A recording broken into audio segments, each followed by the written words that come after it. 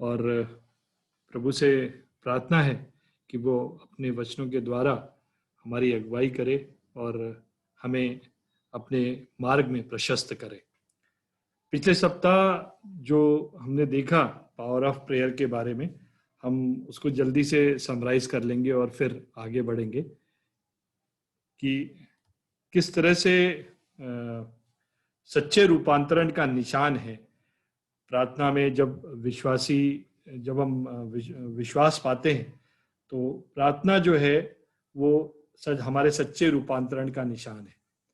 और प्रार्थना के विशेष अधिकार के बारे में हमने देखा कि किस तरह से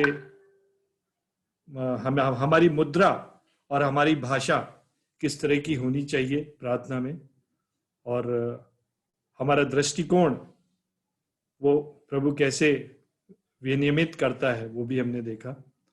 और हमने ये भी देखा कि प्रार्थना जो है वो पुरोहिताई का भी एक भाग है, या मतलब उसको और सिंपल भाषा में अगर हम बात करें तो याजकों के बारे में हमने देखा, याजकों के समूह के बारे में देखा, किनको प्रार्थना के विशेषाधिकार थे पुराने नियम में, उनके बारे में हमने देखा। लेवी कैसे किस तरह से प्रार्थना करते थे उनके बारे में हमने देखा।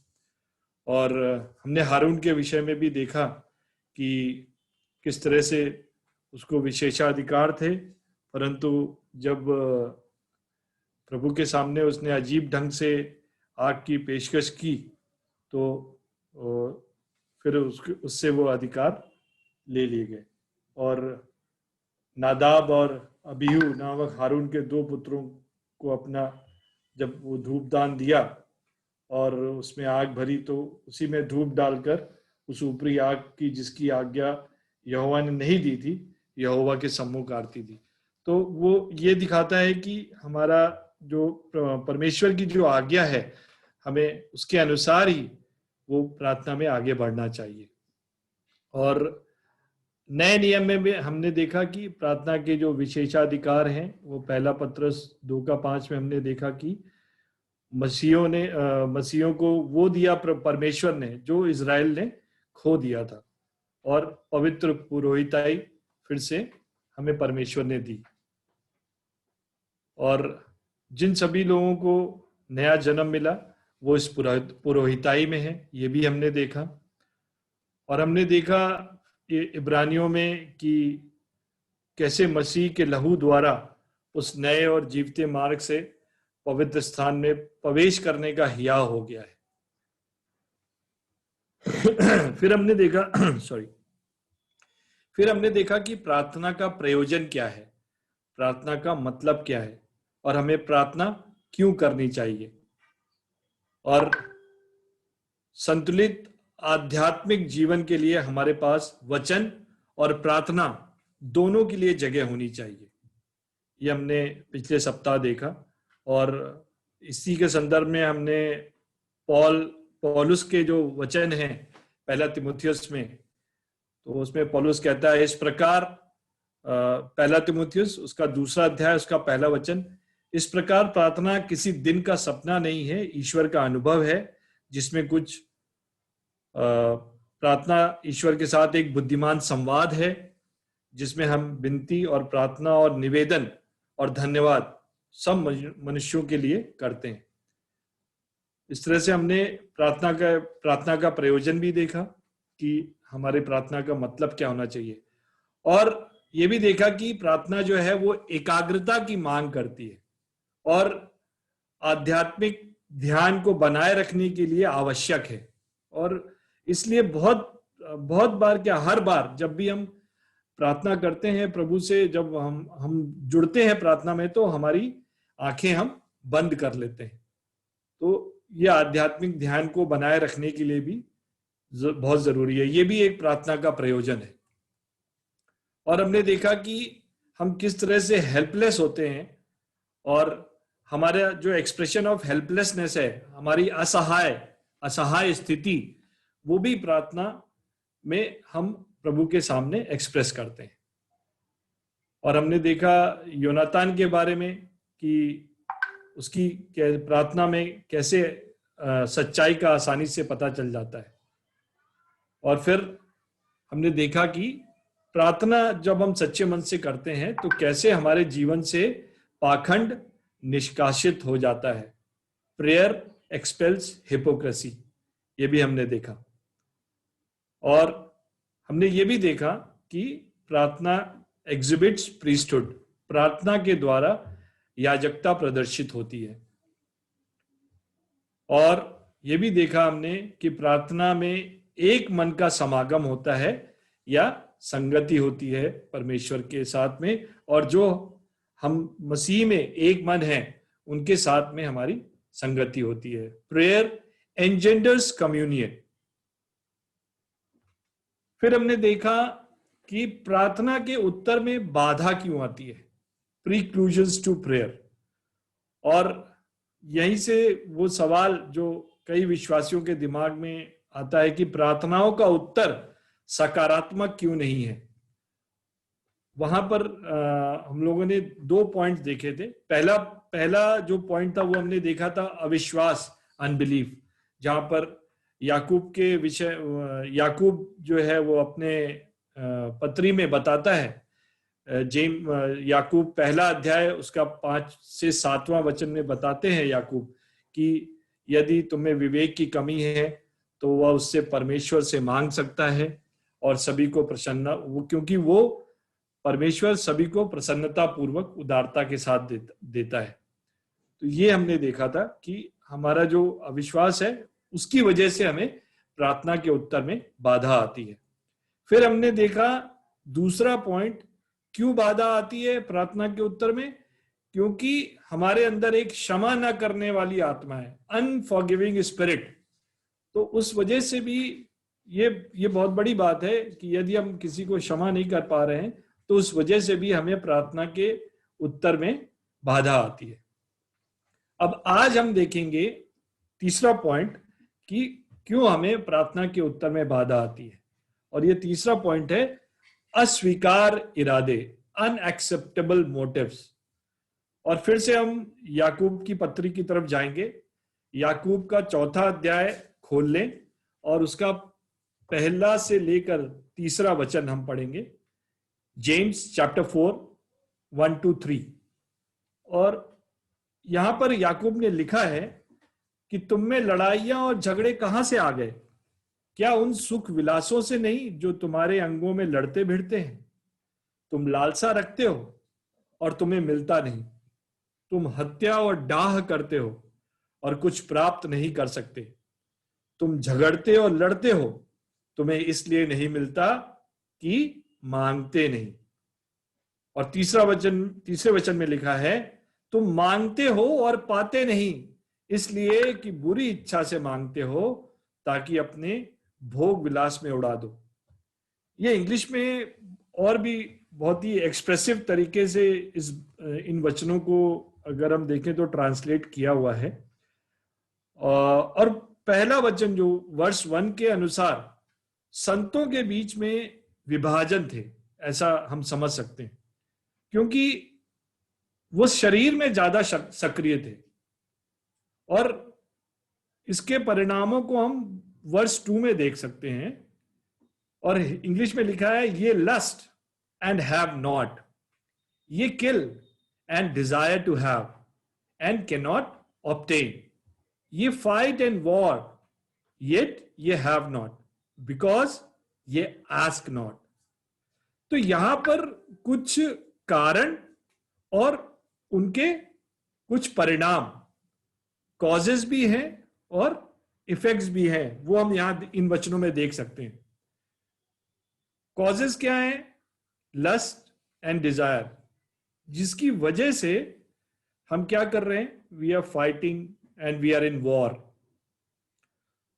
अगर इस आयत को हम इस तरह से भी पढ़ सकते हैं कि ताकि मतलब अगर हम दूसरी तरीके से पढ़ें ताकि कॉज और इफेक्ट को बैलेंस स्ट्रक्चर दे सकें, ye lust and have not, so ye kill, and ye desire to have and can not obtain, so ye fight and war.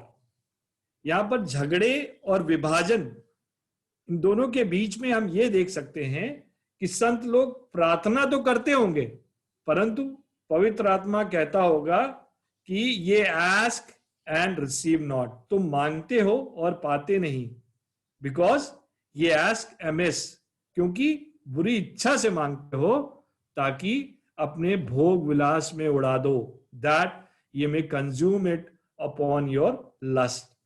तो जो हमारी जो लस्ट है वो एक बहुत बड़ा कारण है कि हमारी प्रार्थनाओं के उत्तर में बाधा आती है या हमारी प्रार्थनाओं के उत्तर हमें नहीं मिल पाते।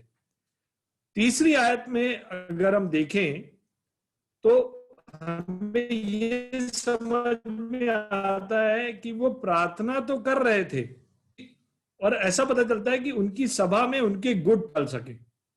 तुम मांगते हो और पाते नहीं इसलिए कि बुरी इच्छा से मांगते हो ताकि अपने भोग विलास में उड़ा दो।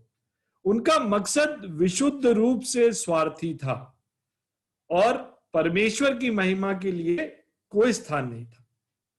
और इस तरह की प्रार्थना का मतलब है कि परमेश्वर हमारी नहीं सुनेगा। तो ये एक बहुत बड़ा कारण है कि हम इन कारणों को पहचाने, लस्ट एंड डिजायर। ये अगर हमारी प्रार्थना में अगर ये चीजें झलक रही हैं तो निश्चित है कि परमेश्वर हमारी प्रार्थनाओं को नहीं सुनेगा। एक और यहां पर एक और विचार है कि हमारी प्रार्थनाओं के उत्तर हमें क्यों नहीं मिलते, क्योंकि वो वचन के अनुसार नहीं है, अनकंट्रोल्ड बाय हिज वर्ड। हमारी जो प्रार्थना है वो प्रभु के वचन के द्वारा कंट्रोल्ड होनी चाहिए। और यहां पर हम एक वचन देखेंगे, 1 जॉन चैप्टर 3 वर्स 22। और जब हम इसको पढ़ते हैं तो हमें यह समझ में आता है कि योना ने हमें प्रार्थना के लिए एक अद्भुत मतलब ब्लैंक चेक दिया हुआ है। जब उन्होंने लिखा और जो कुछ हम मांगते हैं वह हमें उससे मिलता है, उससे मतलब हमारे प्रभु से।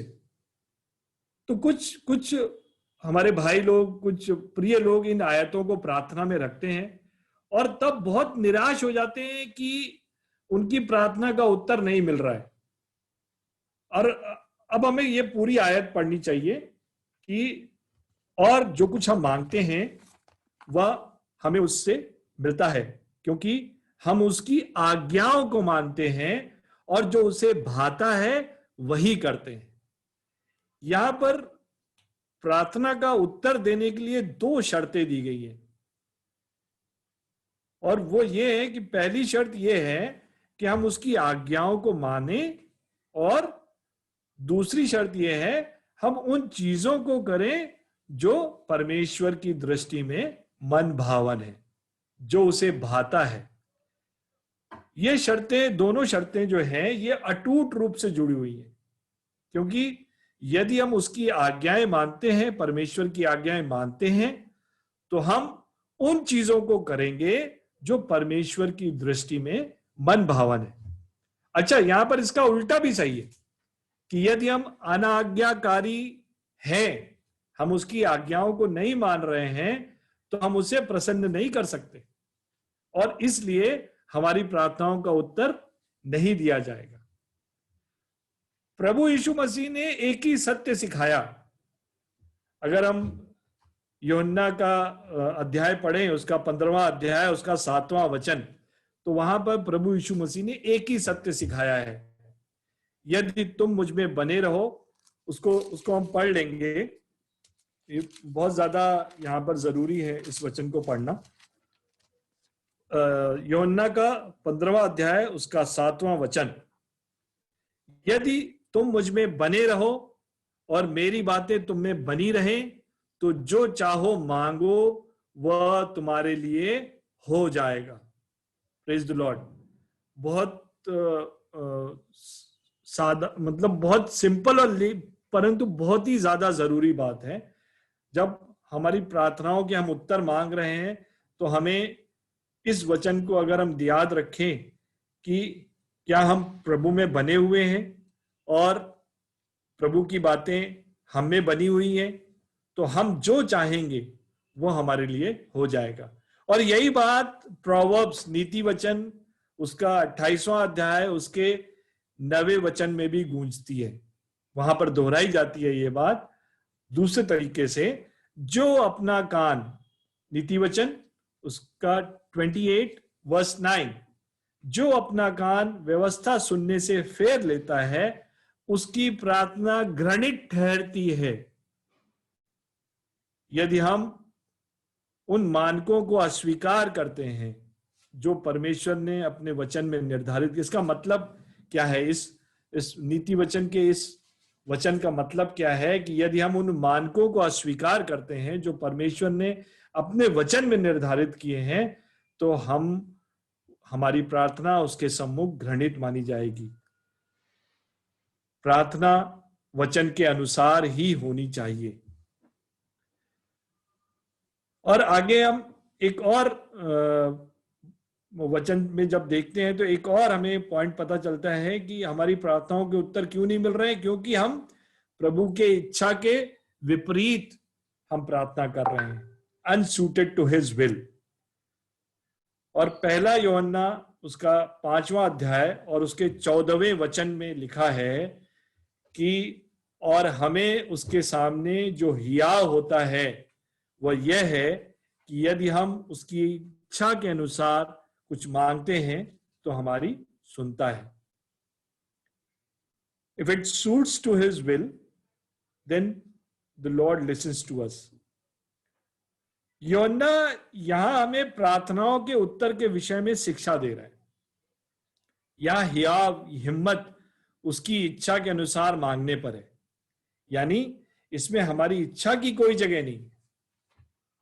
कभी कभी हम शर्तों को निर्धारित करना चाहते हैं और जो हमारे लिए अच्छा लगता है हम सोचते हैं वही अच्छा है, ऐसा हम सोचते हैं। लेकिन प्रभु सबसे अच्छा जानता है कि यदि हम उसकी इच्छा के अनुसार कुछ मांगते हैं तो वो हमारी सुनता है। और इसी के संदर्भ में हम रोमियो की पत्री उसके 8वें अध्याय और उसके 27वें वचन में भी पढ़ते हैं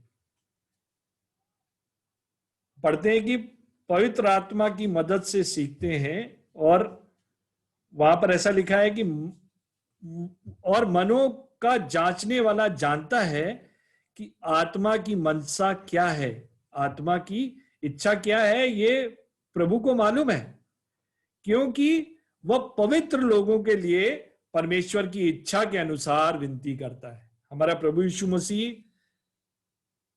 पिता से विनती करता है हमारे लिए,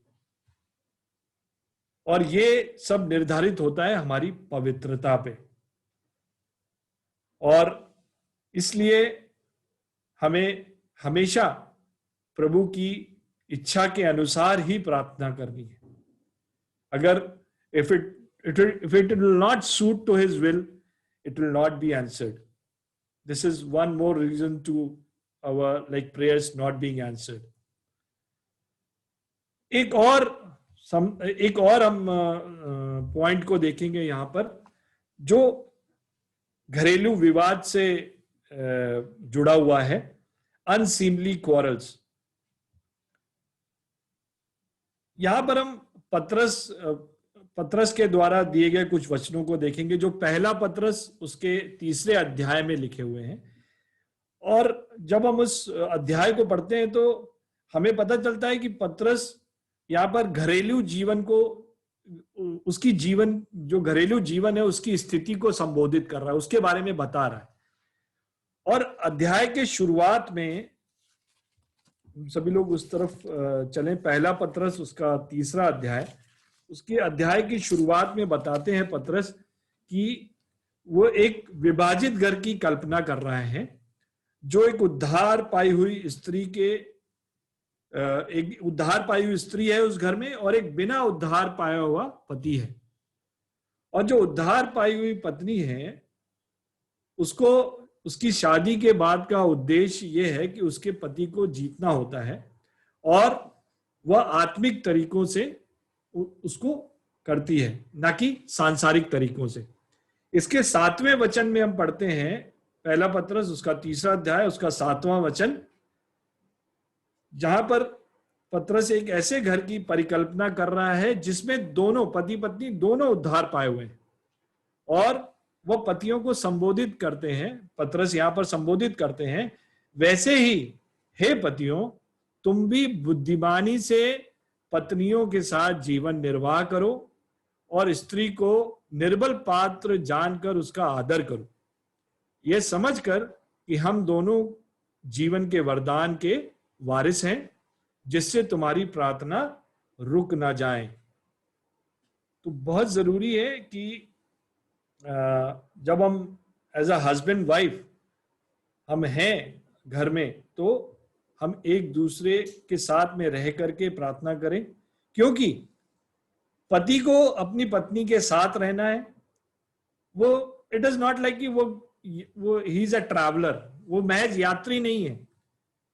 वो एक आदमी का सबसे अच्छा दोस्त उसकी पत्नी होनी चाहिए। वो जीवन को एक साथ साझा करते हैं, एक साथ जीवन की सारी बातों को लेकर के आगे बढ़ते हैं, एक दूसरे को विश्वास दिलाते हैं, और वे जिस जीवन में साथ रह रहे हैं उसमें अनुग्रह का माहौल रहे। ये बहुत ज्यादा जरूरी है कि हमारी प्रार्थनाओं का उत्तर मिले, अनुग्रह का माहौल रहना चाहिए। अगर ऐसा नहीं है और कलह और मनमुटाव का माहौल है घर में, तो हमारी प्रार्थनाओं के उत्तर बाधित होंगे। हम एक साथ प्रार्थना नहीं कर सकते अगर इस तरह का माहौल है। यदि हमारी आपस में बोलचाल नहीं है और एक दूसरे से हम दुश्मनी दिखा रहे हैं या बातचीत नहीं कर रहे हैं, तो फिर हमारी प्रार्थनाओं के उत्तर हमें नहीं मिलेंगे। प्रभु की संगति में रहना, प्रभु की उपस्थिति में एक साथ झुकना घुटनों के बल, ये विवाह में एक प्रिजर्वेटिव के समान है, जो हमारे विवाह को, हमारे विवाहित जीवन को सदैव बचाए रखेगा।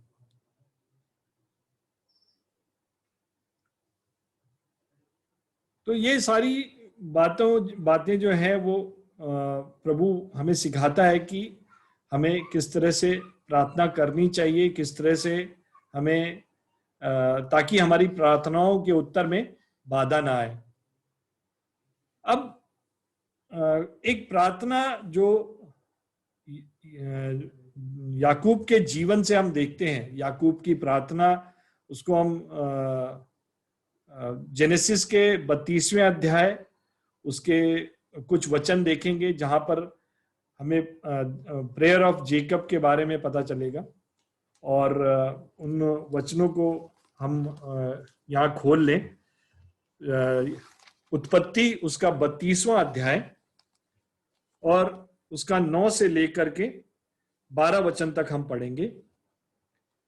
फिर याकूब ने कहा, हे यहोवा, हे मेरे दादा अब्राहम के परमेश्वर, हे मेरे पिता इसहाक के परमेश्वर, तूने तो मुझसे कहा था कि अपने देश और जन्मभूमि में लौट जा और मैं तेरी भलाई करूंगा। तूने जो जो काम अपनी करुणा और सच्चाई से अपने दास के साथ किए हैं, कि मैं जो अपनी छड़ी ही लेकर इस यरदन नदी के पार उतर आया और अब मेरे 2 दल हो गए हैं, तेरे ऐसे ऐसे कामों से मैं एक के भी योग्य तो नहीं हूं। याकूब अपने आप को हम्बल कर रहा है कि वो सिर्फ एक छड़ी लेकर के घर से निकला था। और फिर आगे पढ़ते हैं, मेरी विनती सुनकर मुझे मेरे भाई एसाव के हाथ से बचा। मैं तो उससे डरता हूं, कहीं ऐसा ना हो कि वह आकर मुझे और मां समेत लड़कों को भी मार डाले। तूने तो कहा है कि मैं निश्चय तेरी भलाई करूंगा और तेरे वंश को समुद्र के बालू के किनकों के समान बहुत करूंगा, जो बहुतायत के मारे गिने नहीं जा सकते। यहां पर हम कुछ पॉइंट्स जो इन वचनों से निकल कर आते हैं, हम उनको देखेंगे। और हम देखते हैं कि याकूब,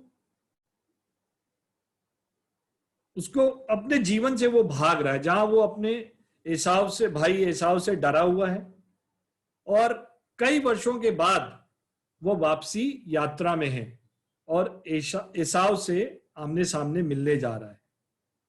वो भयभीत है, डरा हुआ है, लेकिन यहां पर हम पढ़ते हैं वो एक सही फैसला करता है और वो बात परमेश्वर के सामने प्रार्थना में रखता है। तो हम ये सीखते हैं कि जब हम भयभीत हों, जब हम डरे हुए हों, तो भी हमारा जो रिजॉर्ट है वो परमेश्वरी है।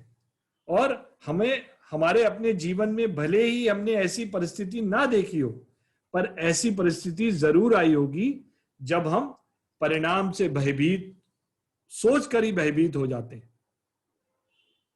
अभी जैसे वाइफ का कोरोना का टेस्ट हुआ तो हम लोग डरे हुए थे, क्योंकि टेस्टिंग के बाद ही सब कुछ पता चलना है। लेकिन वो सारी बातें प्रार्थना में रखी। फिर कई बार हमने देखा होगा कि हमारे बच्चों का एग्जाम का, या हमारे जब भी एग्जाम हुए तो उसका रिजल्ट, हम उससे भी डरते हैं।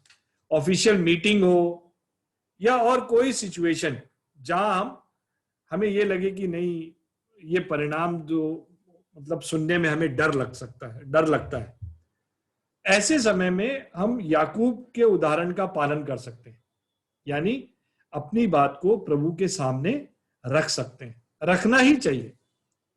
यहां हम सिर्फ प्रार्थना करने का उदाहरण नहीं देखते, बल्कि उस प्रार्थना में कुछ पहलुओं पर भी हम गौर करेंगे, कुछ एस्पेक्ट्स देखेंगे याकूब की प्रार्थना के। और हम यहां पर इनफैक्ट 6 पहलुओं को देखते हैं, 6 एस्पेक्ट्स ऑफ जेकब्स प्रेयर। और उसमें पहला जो एस्पेक्ट है that is acknowledging of the character of God, परमेश्वर के व्यक्तित्व को स्वीकारना।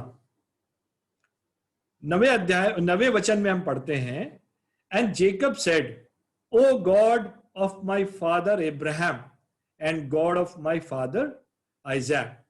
फिर याकूब ने कहा, हे यहोवा, हे मेरे दादा इब्राहिम के परमेश्वर और मेरे पिता इसहाक के परमेश्वर।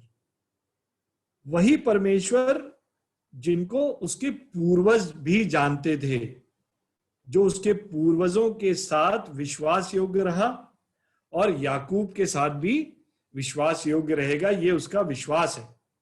मगर हम परमेश्वर को एक अद्भुत वजह से जानते हैं, और ये हम पढ़ते हैं 2 कुरिन्थियों उसका 11वां अध्याय उसका 31वां वचन, और इफिशियंस में भी पढ़ते हैं उसके 1 अध्याय और उसके 3 वचन में, प्रभु यीशु का परमेश्वर और पिता। तो याकूब जो है वो सारी आदर भक्ति जो है वो परमेश्वर को देता है। और एक अच्छी बात यह है कि इससे पहले हम अपनी विनती परमेश्वर के सम्मुख रखें, हम परमेश्वर को अप्रोच करें भय के साथ, डर के साथ, क्योंकि परमेश्वर सब कुछ जानता है, हमने क्या किया है, हमारे मन में क्या चल रहा है। With reverence and in acknowledgement of greatness of his person, उसके महान व्यक्तित्व को अंगीकार करते हुए उसके पास पहुंचे, जैसा याकूब कर रहा है यहां पर 9वें वचन में। Acknowledging of the character of God, हम परमेश्वर के व्यक्तित्व को स्वीकारते हुए अपनी प्रार्थना में आगे बढ़े। और दूसरा जो एस्पेक्ट है वो हम देखते हैं, claiming the promises of God, परमेश्वर के वायदों पर दावा करना। और आइए वापस से हम 9वें वचन को फिर से देखते हैं। याकूब परमेश्वर को याद दिलाता है कि परमेश्वर ने उससे कहा था कि अपने देश और जन्मभूमि लौट जा और मैं तेरी भलाई करूंगा। परमेश्वर ने वायदा किया कि मैं तेरी भलाई करूंगा जब तुम मेरी बात मानेगा। याकूब जानता था कि वो परमेश्वर की आज्ञा का पालन कर रहा था, और तो वह उनके वायदे पर दावा कर सकता था।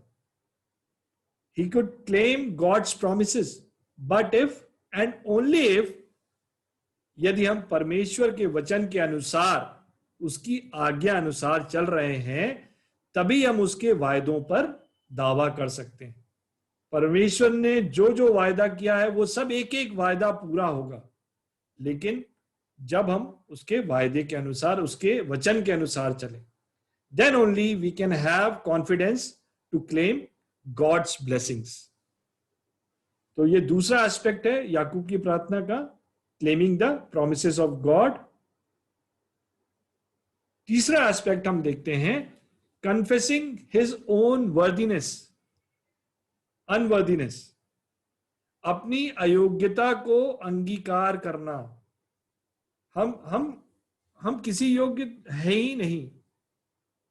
और ये हम 10वें अध्याय में पढ़ते हैं, उत्पत्ति इसका 32वां जो हम पढ़ रहे हैं उसका 10वां अध्याय में, उसमें साफ साफ लिखा है, जब याकूब कहता है तूने जो जो काम अपनी करुणा और सच्चाई से अपने दास के साथ किए हैं, कि मैं जो अपनी छड़ी, सिर्फ अपनी छड़ी लेकर इस यरदन नदी के पार आया था, अब मेरे 2 दल हो गए हैं। इतनी ब्लेसिंग्स मिली है उसको। तेरे ऐसे ऐसे कामों में से एक के भी तो योग्य नहीं हूं मैं।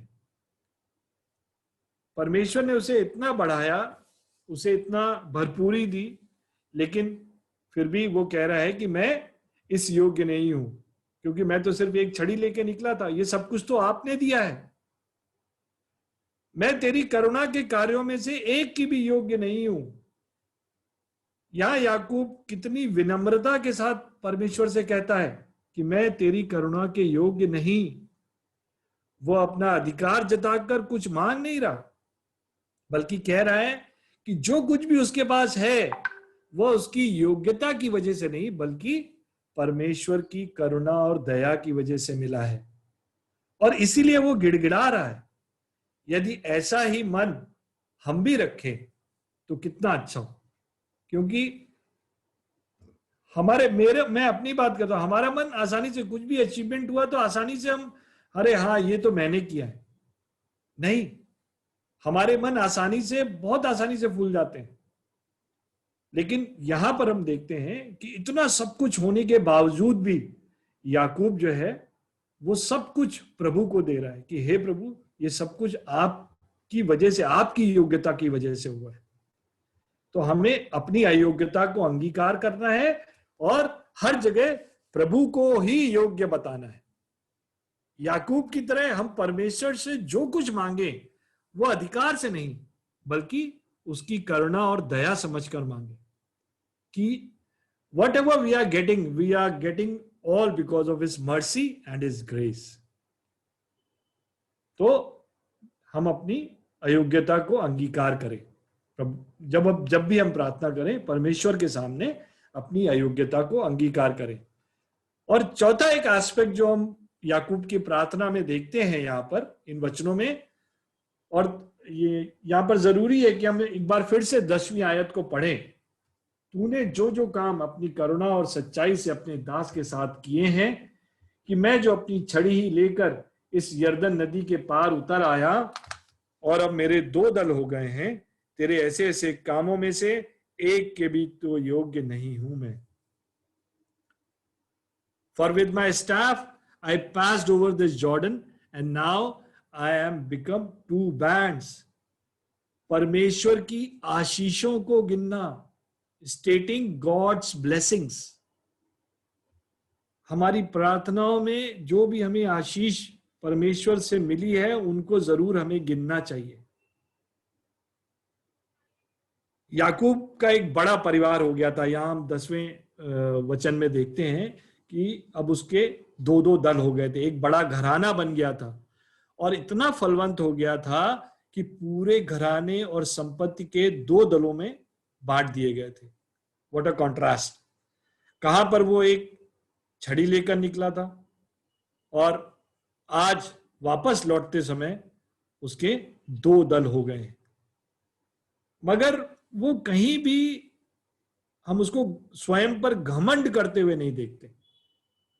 वो लगातार हम्बल बना हुआ है और वो स्वीकार करता है कि ये सब परमेश्वर की करुणा और दया से मिला है। और यहां हम सीख सकते हैं कि जो कुछ भी हमारे पास है, चाहे वो भौतिक हो, चाहे वो आत्मिक हो, वो सब परमेश्वर का दिया है. Whatever we are having materialistic things, physical things, and whatever spiritualism we are having, this is all by the grace of God. वो सब परमेश्वर का दिया है और हमें यह अंगीकार करने में कतई भी चूकना नहीं चाहिए. हमेशा इस आशीष को हमें गिनते रहना चाहिए. आगे बढ़ते हैं और पांचवें एस्पेक्ट को देखते हैं याकूब की प्रार्थना में, कि वो परमेश्वर से मुक्ति की याचना कर रहा है. आइए हम 11वीं आयत को पढ़ें. मेरी विनती सुनकर मुझे मेरे भाई एसाव के हाथ से बचा.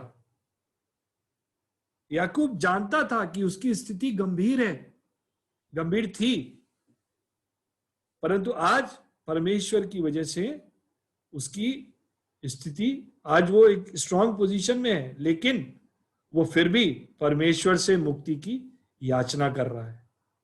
एसाव उससे बदला ले सकता था, सिर्फ उससे ही नहीं बल्कि उसके पूरे परिवार से भी बदला ले सकता था, पर याकूब अब सही जगह शरण लेने आया था, और वो जगह है परमेश्वर के पास, और सिर्फ परमेश्वर ही उसे बचा सकता था.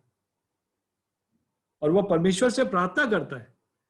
हमारी जिंदगी में हम कितनी बार कठिन विषम परिस्थितियों में पड़ जाते हैं, और वही परमेश्वर जिसने याकूब को बचाया वही हमें भी बचाने में सामर्थी है.